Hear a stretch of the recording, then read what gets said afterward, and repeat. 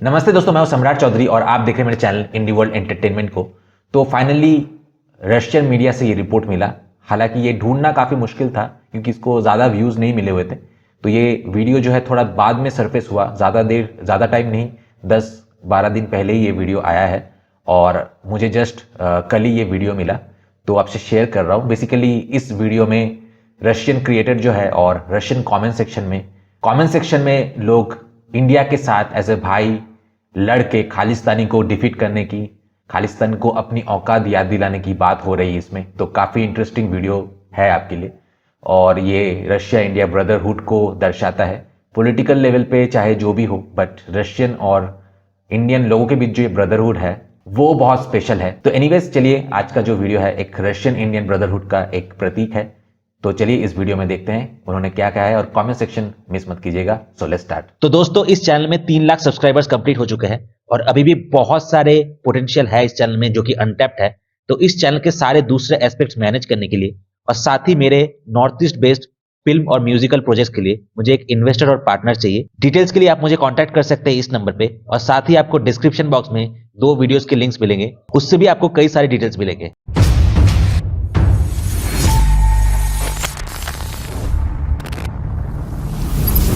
Сикский вопрос в Канаде. अचानक सिख सेपरेटिस्ट खालिस्तानी इतना hyper active कैसे हो गए? सच तो यह है कि ट्रूडो गवर्नमेंट पूरे वेस्टर्न ब्लॉक के साथ इंडिया की डेवलपमेंट और इंडिपेंडेंट पॉलिसीज को बर्दाश्त ही नहीं कर पा रहे हैं। इंडो कैनेडियन रिलेशंस खराब होने की मेन वजह खालिस्तान सेपरेटिस्ट हरदीप सिंह निज्जर की मौत थी। आइए देखते हैं जिस निज्जर के मरने पे वेस्ट इतने बड़े सदमे में है वो आखिर है कौन। मेरी लाइफ बहुत बड़े खतरे में होगी अगर मैं अपने देश वापस जाता हूं तो। Если мне придется вернуться в свою страну, написал 1990 में यही कह के इसने कनाडा इमिग्रेशन में खुद को इंट्रोड्यूस किया था, लेकिन 1998 में उसका भारत में खतरे में रहने का ये रिफ्यूजी स्टेटस पूरे तरीके से रिजेक्ट कर दिया गया। फिर ये सिख बावला होके एक कैनेडियन औरत से शादी करता है जिसने बीवी के रूप में उसके कनाडा एंट्री को स्पॉन्सर किया। друга. Но и тут его ждал लेकिन वहां भी निज्जर के लिए नाकामी वेट कर रही थी। इमिग्रेशन ने पकड़ लिया कि सिटीजनशिप के लिए ही एक झूठी शादी की थी उसने और निज्जर के अपील को रिजेक्ट कर दिया गया।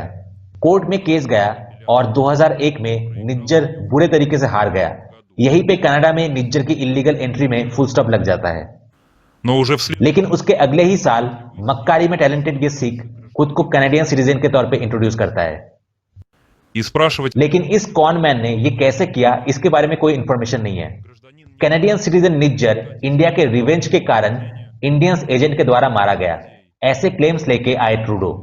लेकिन चाह के भी ऑलरेडी 1 साल से ज्यादा ये प्रूफ नहीं कर पा रहे हैं। убийство Ниджара, разумеется, вызвало волну उसके बाद उनकी बौखलाहट उस लेवल पे पहुंच गई जहां पे वो रशिया को भी डायरेक्टली थ्रेट करने लगे, возбудил с экстренным обращением к парламенту, в котором в क्योंकि कुछ सोर्सेस के अकॉर्डिंग रशिया इंडिया को खालिस्तानियों को निपटाने के लिए मदद कर रहा था। части о потенциальной связи между агентами правительства Индии и смертью Ниджара и притормозил торговую миссию в Индию после саммита G20. यहां तक कनाडा G20 में भी इंडिया के साथ ट्रेड रोकने की धमकी दे रहा था, जबकि दूसरे साइड कनाडा के कंजर्वेटिव लीडर्स ने ट्रूडो को धिक्कारा और कहा कि अगर कोई प्रूफ नहीं मिलती तो इंडिया को बिना किसी बुनियाद पे ब्लेम करना कनाडा के लिए घातक सिद्ध हो सकता है। Главным по вмешательству в канадские дела и якобы использовала терроризм для уничтожения террориста, как-то не приходит в голову канадцам. Вся эта антииндийская एक निज्जर और खालिस्तानियों को लेके ये सारे anti Indian stands deep down उनके कॉलोनियल इनसिक्योरिटी को दर्शाता है। और ये इसलिए है क्योंकि इंडिया पॉलिटिक्स से लेके इकोनॉमी तक बहुत जल्दी ग्रो कर रहा है вот на маяки БРИКС और इसके साथ साथ इंडिया का फोकस ब्रिक्स ऑर्गेनाइजेशन तथा ब्रिक्स देशों की ओर है, जहां पे एक्चुअल में भरपूर रिसोर्सेस है और ट्रेड और टेक्नोलॉजी भी टॉप नॉच है। и не только Индии на और जितना रैपिडली इंडिया ग्रो करता जा रहा है उतना ही ये फास्टेस्ट इकोनॉमिक ग्रोथ वाला देश वॉशिंगटन के हाथ से बाहर निकलता जा रहा है, активности Вашингтона, что и वызывает जिसको देख के एंग्लो सैक्सन देशों की पैरों तले जमीन खिसक रही है, क्योंकि वो अभी भी उन्हीं दिनों के सपने देख रहे हैं जब वो भारत पे रूल किया करते थे। उस कॉलोनियल जमाने के रूल्स अब वो इंडिया पे लागू नहीं कर पा रहे हैं और इसीलिए वो इतने बौखलाए हुए हैं। 7 ноября 7 नवंबर को ऑस्ट्रेलियन मीडिया के एक इंटरव्यू में भारत के विदेश मंत्री को बहुत सारे तीखे सवाल पूछे गए इंडो कैनेडियन रिलेशंस के ऊपर, लेकिन उनके जवाब में भी उतनी ही धार थी, जिसको इंडियन एक्सप्रेस ने बखूबी रिपोर्ट किया। Позвольте мне высказать 3 замечания. फर्स्ट ऑफ ऑल, इंडिया के ऊपर ये सारे आरोप बेबुनियाद है क्योंकि इसका दूर दूर तक कोई प्रूफ नहीं है। सेकेंडली, कनाडा को यह अधिकार किसने दिया कि वो इंडियन डिप्लोमेट्स की जासूसी करे? ये अनएक्सेप्टेबल है। और थर्डली, हिंदुओं के मंदिर के ऊपर कनाडा में जो हमले हुए हैं, जरा उसको देखो। ये दिखाता है कि कनाडा की पॉलिटिक्स किस हद तक नीचे गिर चुका है कि वो ऐसे टेररिस्ट को अपने देश में पाल रहे हैं। В Канаде. द फैक्ट कि कैनेडियन गवर्नमेंट ऐसे टेररिस्ट को अपने देश में शेल्टर देके उसे एक कार्ड की तरह यूज करना चाहते हैं इंडिया के खिलाफ, इंडिया के डेवलपमेंट रोकने के लिए, यह सिर्फ कॉलोनियल एरा की घटिया सूरत को रीसरफेस करता है। Давать карты.